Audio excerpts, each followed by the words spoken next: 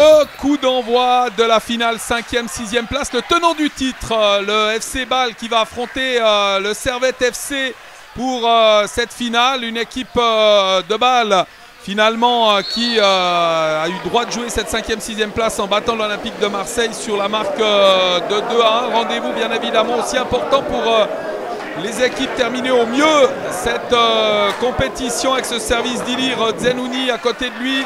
On va revenir dans l'axe du terrain et trouver Ouran Bizlimi. Bizlimi au contrôle, un cuir remis en arrière avec Lucas Schmidt. Schmidt qui va revenir sur le pied d'Ouran Bizlimi, un contrôle de ce ballon. Et ce cuir sur Klirim Recica avec la montée de Recica qui a un contre favorable et qui perd l'avantage de ce ballon. Dylan Mendes Pereira avec un ballon qui va revenir en défense. Ce dégagement du ballon par les Servettiens. Ce contrôle de Garip Hyssen avec un ballon qui a mal dégagé, récupéré par les Rénans avec un solo dans la défense. Et finalement cette frappe de Dalibor Zunic qui est captée par le portier qui peut relancer pour sa formation. Garip Hyssen en excellente position et derrière aussi Zunic, Dalibor Zunic pour les Bâlois, tout proche de l'ouverture de la main. Recica au contrôle de ce ballon, service sur Garip, Hyssen Garip, le décalage, Ferreira qui va revenir à côté de lui.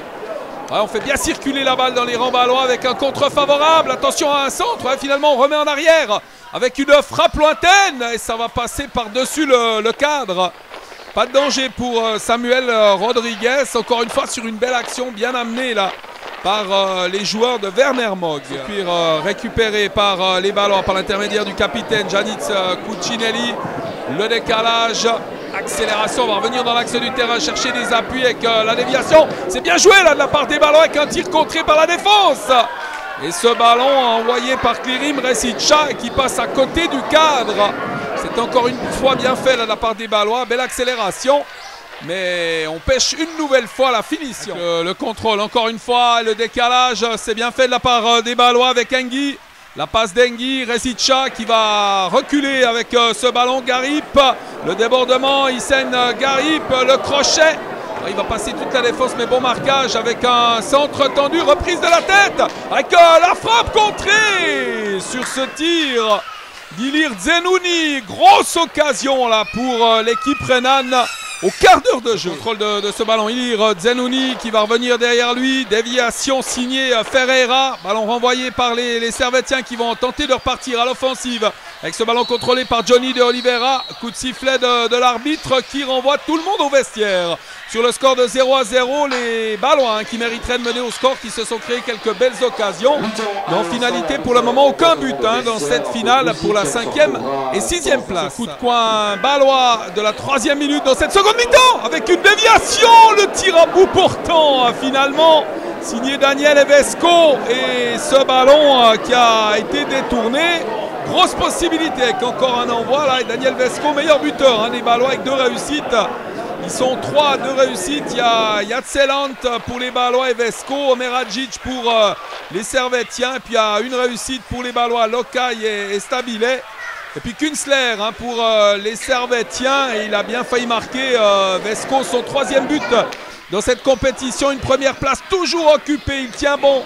Le joueur d'Arsenal, Nketiah, avec ses 4 réussites. Ce ballon récupéré par les Genevois qui repartent à l'offensive. Ce ballon intercepté. Zenouni au contrôle. Zenouni qui accélère. Il a du soutien à côté de lui. Avec un long décalage. C'est extrêmement bien joué. Avec ce ballon mis sur le flanc droit. Le tir à but. Ouais, magnifique. La frappe de Michael Engui qui ouvre la marque pour les Bâlois. Quelle belle action. Et quelle belle ouverture, surtout de la part de Zenouni qui a vu son coéquipier partir. Il vient d'ailleurs le féliciter là, le joueur rhénan pour cette passe lumineuse qui permet aux Bâlois de prendre l'avantage à moins de 1 minute 30 de la fin de la rencontre. Ce cuir remis en jeu par les joueurs de Domingos Ribeiro. Les derniers instants de cette partie, on joue la 22e minute. Bâle qui devrait pouvoir s'imposer grâce à ce but marqué par Michael Engui avec un ballon dévié de la tête finalement et le dégagement de la défense bâloise. C'est terminé. Les Bâlois qui terminent très bien ce tournoi avec 2 victoires. lors de leurs 2 rencontres de classement. Victoire face à l'Olympique de Marseille par 2-1 et puis succès ici face à Servette par 1-0. Les Ballois qui avaient également avant cela fait match nul à 1 face aux finalistes, l'équipe du SL Benfica. Une très belle équipe balloise qui termine donc 5e. Les Servettiens terminent à la 6e place. Par rapport au plateau de l'année passée, on s'aperçoit qu'il y a quand même des équipes très intéressantes surtout dans la maîtrise technique, avec quand même 2-3 équipes sur l'aspect athlétique très fortes. Par rapport à ce que nous on voit dans le championnat national M16, il y a quand même une grande différence au niveau des impacts, au niveau de l'intensité. Voilà, c'est quand même un tournoi très relevé.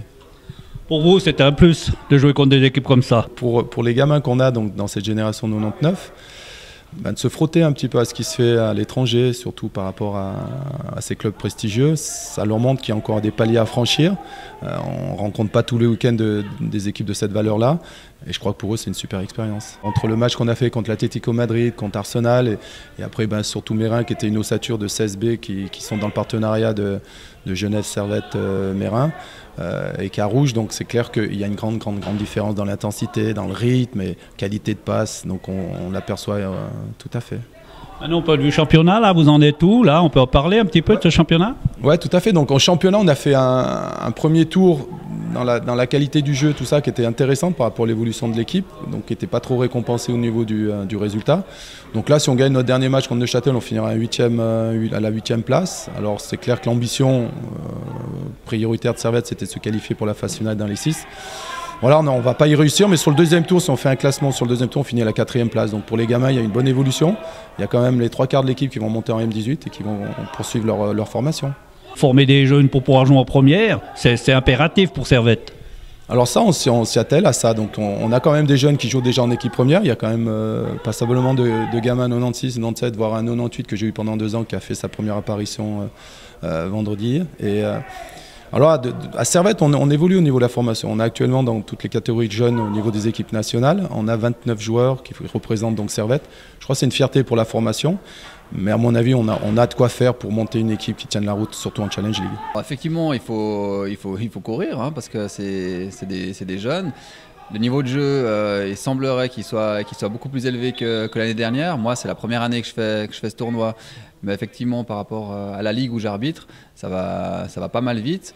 Là, on arbitre 2 fois 20 minutes, donc 40 minutes. Et sur mon GPS, je vois que je cours quand même beaucoup plus que dans les matchs normaux. Alors que on fait quand même un petit peu moins de... Le temps est un petit peu baissé, quoi.